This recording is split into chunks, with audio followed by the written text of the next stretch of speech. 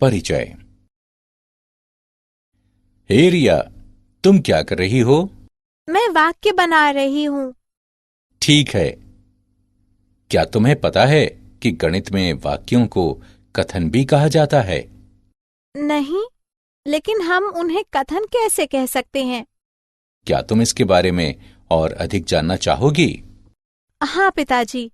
इस पाठ में आप गणित में विवेचन को जानेंगे। उद्देश्य।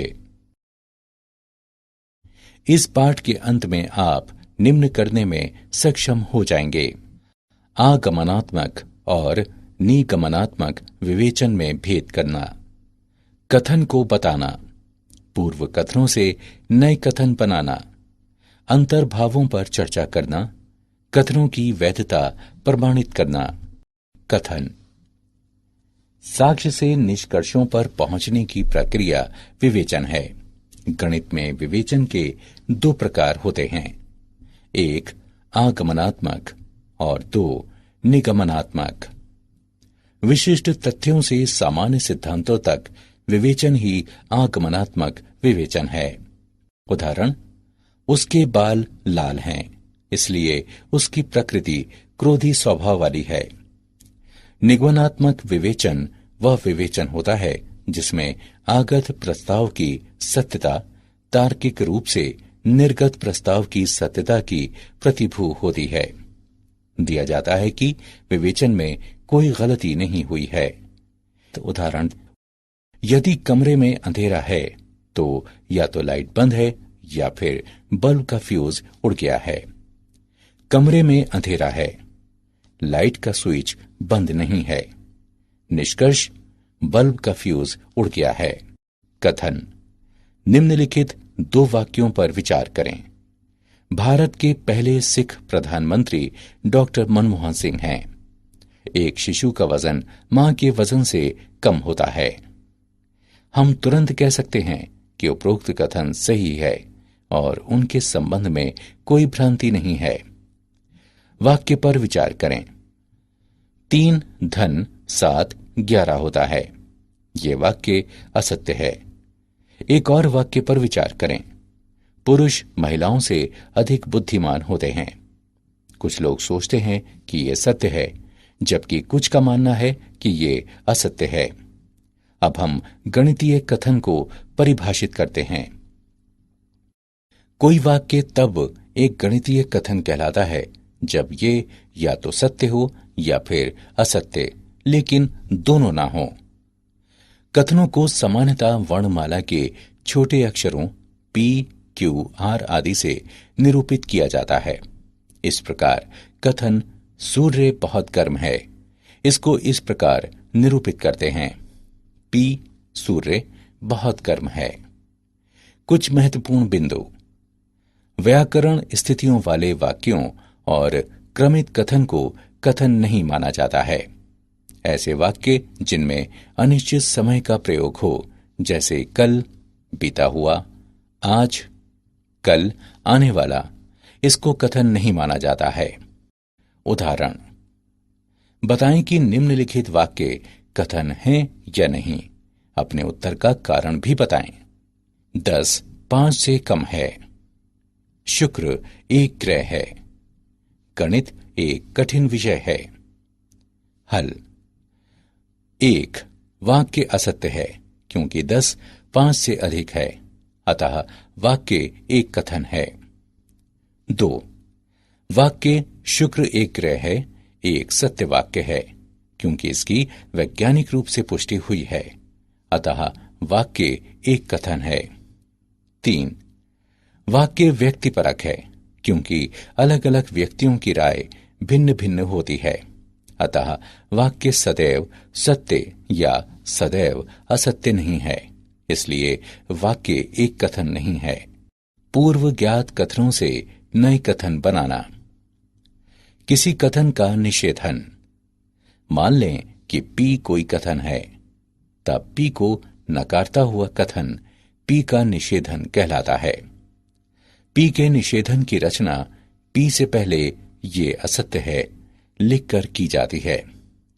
निषेधन की रचना P नहीं शब्द को शामिल करके की जाती है। कथन पी के निषेधन को पी नहीं से निर्दिष्ट करते हैं। उदाहरण के लिए मान लें कथन पी है, राम बुद्धिमान है, तब पी नहीं कथन होता है, राम बुद्धिमान नहीं है। ये असत्य है कि राम बुद्धिमान है। मिश्र कथन, संयुक्त कथन। एक मिश्र कथन वो कथन होता है जो दो या अधिक कथनों से मिलकर बनता है। इन कथनों में से प्रत्येक एक घटक कथन कहलाता है।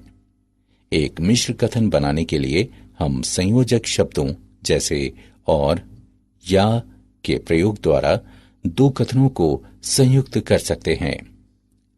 उदाहरण के लिए एक कथन पी है कि अंक देने या जोड़ने में कुछ गलती है। उपरोक्त कथन हमें बताता है कि परीक्षक द्वारा अंक देने में कुछ गलती है या जोड़ने में कुछ गलती है। शब्द या से जोड़ दिए गए कथन को निम्नलिखित दो कथनों में अलग अलग किया जा सकता है। एक कथन क्यों है कि अंक देने में कुछ गलती है।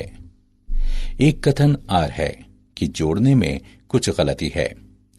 निम्नलिखित दो कथनों पर विचार करें।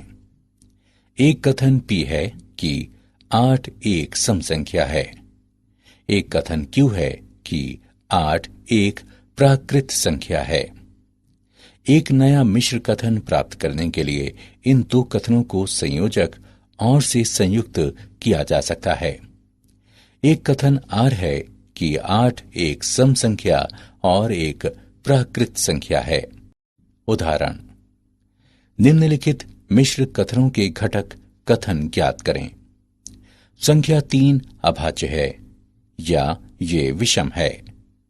चंडीगढ़ हरियाणा और पंजाब की राजधानी है। हल दिया है, संख्या 3 अभाज्य है या ये विषम है। इसके घटक कथन हैं। एक कथन पी है कि संख्या 3 अभाज्य है। एक कथन क्यू है कि संख्या 3 विषम है। पी क्यू या द्वारा जुड़े हैं। चंडीगढ़ हरियाणा और पंजाब की राजधानी है। इसके घटक कथन हैं। एक कथन पी है कि चंडीगढ़ हरियाणा की राजधानी है। एक कथन क्यू है कि चंडीगढ़ पंजाब की राजधानी है। पी क्यू और से जुड़े हैं। विशेष शब्द या वाक्यांश। शब्द और। 1. और वाला मिश्र कथन सत्य है यदि इसके सभी घटक कथन सत्य हैं। 2. और वाला मिश्र कथन असत्य है यदि घटक कथनों में से कोई भी असत्य है। अन्य सत्य हो सकते हैं।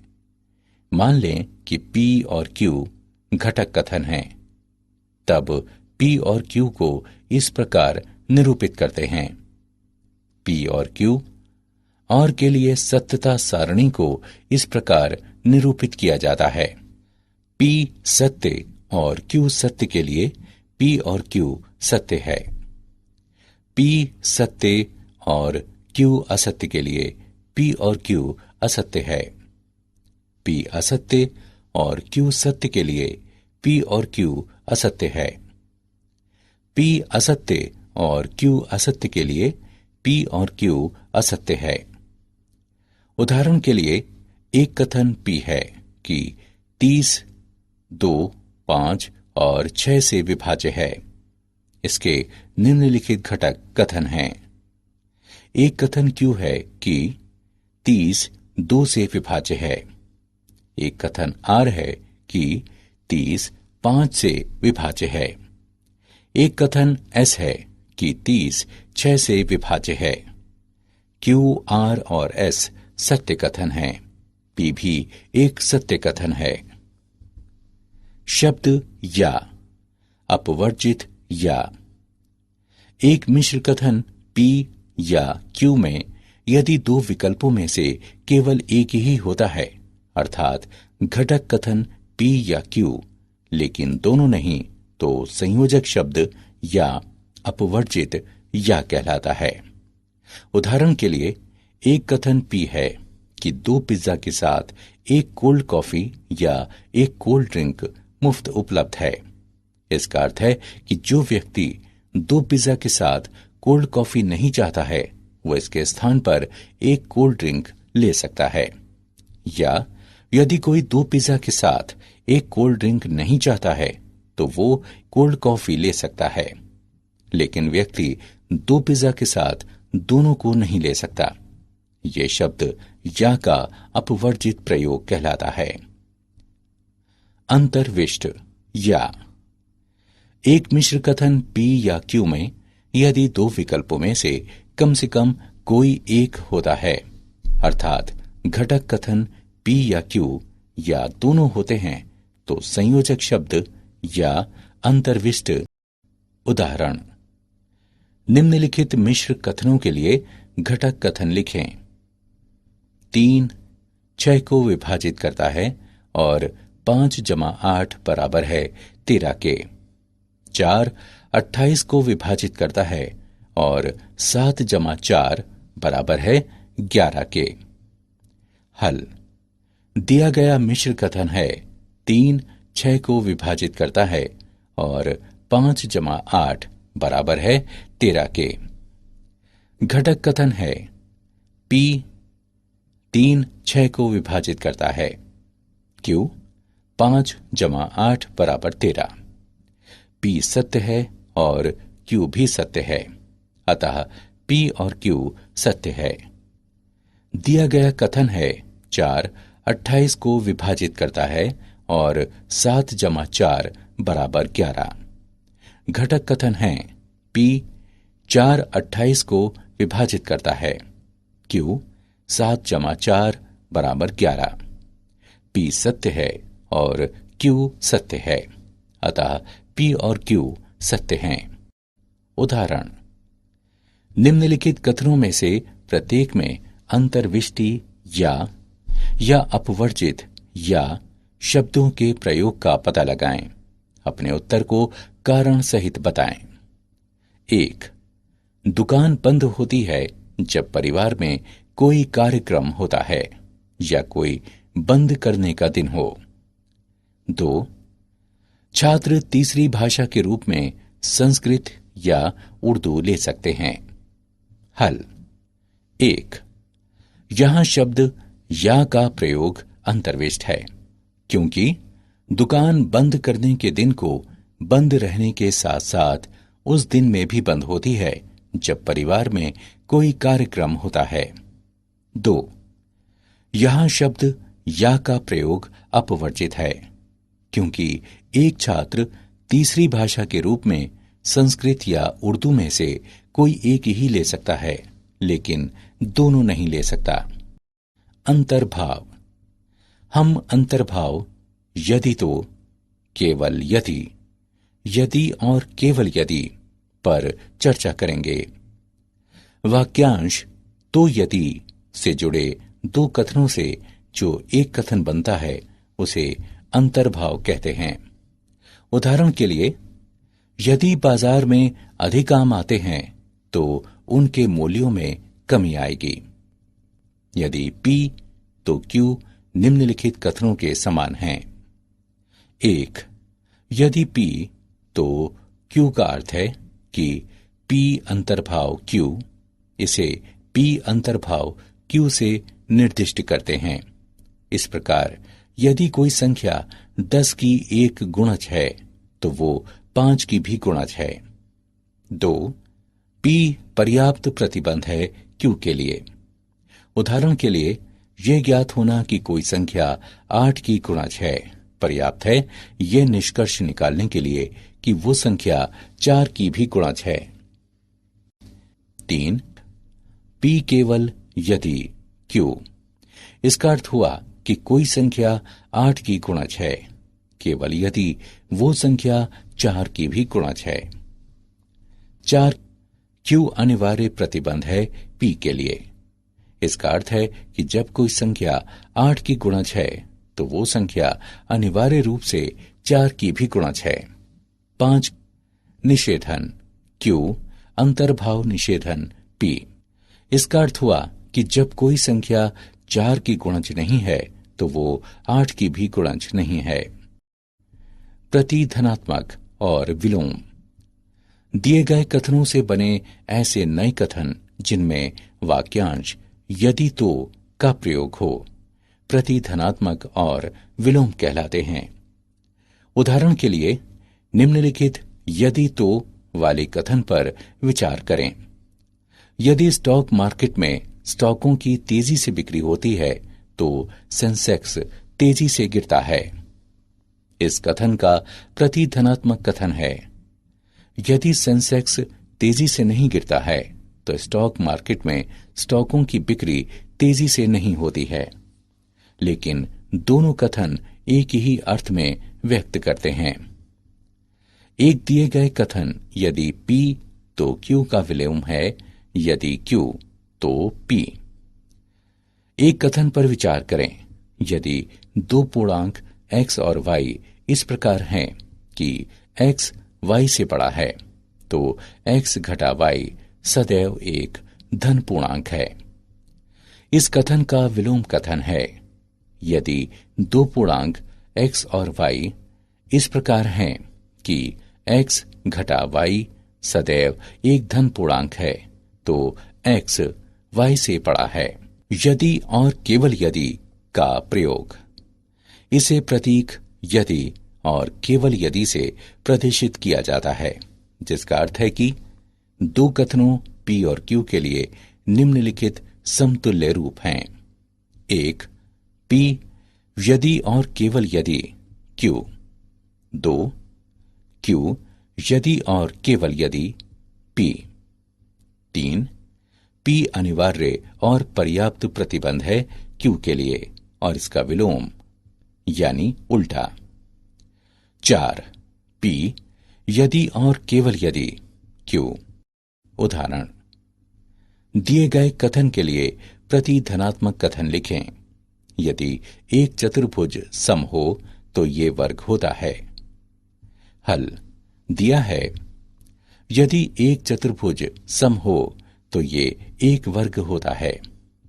प्रतिधनात्मक कथन है यदि एक चतुर्भुज वर्ग हो तो ये सम चतुर्भुज होता है।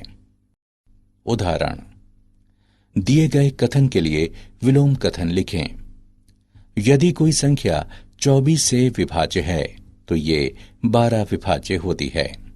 हल दिया है यदि कोई संख्या 24 से विभाज्य है तो ये 12 से विभाज्य होती है। विलोम कथन, यदि कोई संख्या 12 से विभाज्य है तो ये 24 से विभाज्य होती है। उदाहरण, यदि और केवल यदि का प्रयोग करते हुए दिए गए कथनों को संयुक्त करें। एक कथन P है कि किसी चतुर्भुज की सम्मुख भुजाओं का एक युग्म समांतर और बराबर हो तो ये एक समांतर चतुर्भुज होता है। एक कथन Q है कि यदि कोई चतुर्भुज एक समांतर चतुर्भुज हो तो इसकी सम्मुख भुजाओं का एक युग्म समांतर और बराबर होता है। हल दिया है एक कथन P है कि किसी चतुर्भुज की सम्मुख भुजाओं का एक युग्म समांतर और बराबर हो तो ये एक समांतर चतुर्भुज होता है। एक कथन Q है कि यदि कोई चतुर्भुज एक समांतर चतुर्भुज हो तो इसकी सम्मुख भुजाओं का एक युग्म समांतर और बराबर होता है। आइए यदि और केवल यदि का प्रयोग करते हुए इन कथनों को संयुक्त करें। हमें प्राप्त होता है एक चतुर्भुज एक समांतर चतुर्भुज होता है यदि और केवल यदि इसकी सम्मुख भुजाओं का एक युग्म समांतर और बराबर हो। मूल्यांकन। आगे बढ़ने से पहले आइए देखें कि आपने कितना सीखा। सही विकल्प को उठाकर उसके संगत स्थान पर रखें। दिया है यदि वर्षा हो रही है तो घास गीली है। कथनों की वैधता को प्रमाणित करना। नियम 1, और से प्रयुक्त कथन। यदि P तथा Q दो कथन हैं तो ये सिद्ध करने के लिए P और Q सत्य है निम्नलिखित चरणों की जरूरत होती है। स्थिति 1, दर्शाइए कि कथन P सत्य है। और स्थिति 2, दर्शाइए कि कथन Q सत्य है। नियम 2, या से प्रयुक्त कथन। यदि P और Q गणितीय कथन हैं तो ये सिद्ध करने के लिए कि कथन P या Q सत्य है हम निम्न पर विचार करते हैं। स्थिति 1, ये मानते हुए कि P असत्य है Q को अनिवार्यता सत्य प्रमाणित करें। स्थिति 2, ये मानते हुए कि Q असत्य है P को अनिवार्यता सत्य प्रमाणित करें। नियम 3, यदि तो से प्रयुक्त कथन। यदि P तो Q को सिद्ध करने के लिए दिखाएं कि निम्नलिखित में से कोई एक सत्य है। स्थिति 1, ये मानते हुए कि P सत्य है Q को अनिवार्यता सत्य सिद्ध करें। स्थिति 2, ये मानते हुए कि Q असत्य है P को अनिवार्यता असत्य सिद्ध करें। नियम 4, यदि और केवल यदि से प्रयुक्त कथन। कथन P यदि और केवल यदि Q को सिद्ध करने के लिए हमें निम्न को सिद्ध करने की जरूरत है। स्थिति 1, यदि P सत्य है तो Q सत्य है। स्थिति 2, यदि Q सत्य है तो P सत्य है। विरोधोक्ति द्वारा इसमें हम जांचते हैं कि P सत्य है या नहीं। हम ये मानते हैं कि P सत्य नहीं है अर्थात P का निषेधन सत्य है। तब हम ऐसे निष्कर्ष पर पहुंचते हैं जो हमारी मान्यता यानी पूर्व धारणा का खंडन करता है।